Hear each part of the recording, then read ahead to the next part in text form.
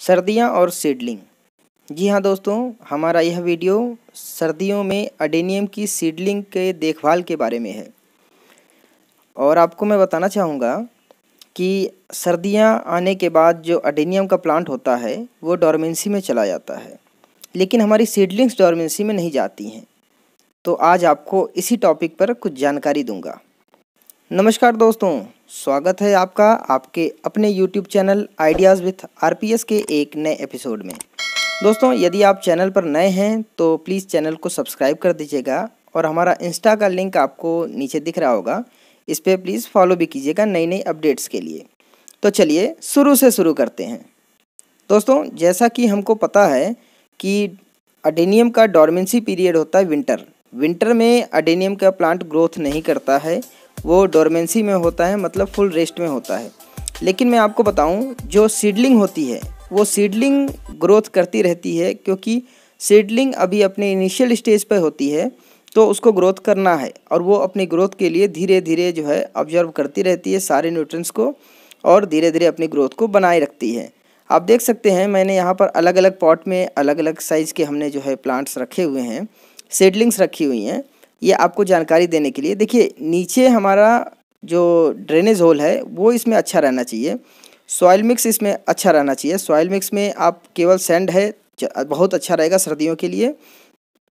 और ये देखिए हमारा एक और अरेबिकम वैरायटी है, गॉर्जी बोलते हैं, तो ये गॉर्जी वैरायटी की है। ध्यान रखिएगा, सर्दियों में सीडलिंग को ढक के रखिएगा ऊपर से और चारों तरफ से प्लास्टिक के बैग से, या तो अगर आप छोटा सा पॉली हाउस बना सकते हैं तो आप उसके अंदर रखिए।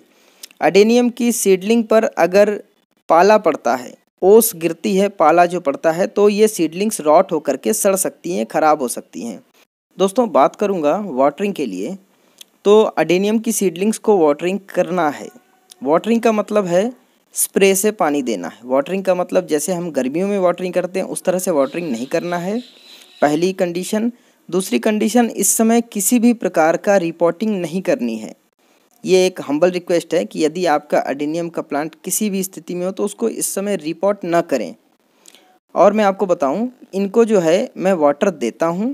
वाटर कैसे देता हूं वो मैं आपको बताता हूं।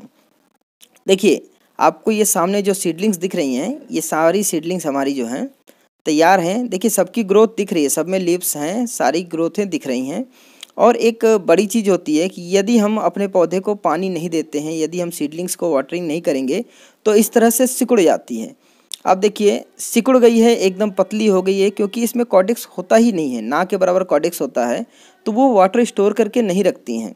तो अगर वाटर स्टोर करके नहीं रखेंगी, सूख जाएंगी, ड्राई होकर के ख़त्म हो जाएगा पौधा। तो इसलिए आप इनको अगर रेगुलर वाटरिंग करते रहेंगे तो देखिए, ये जो सीडलिंग है हमारी हल्की सी ड्राई दिख रही है, क्योंकि वाटर कम दे रहे हैं।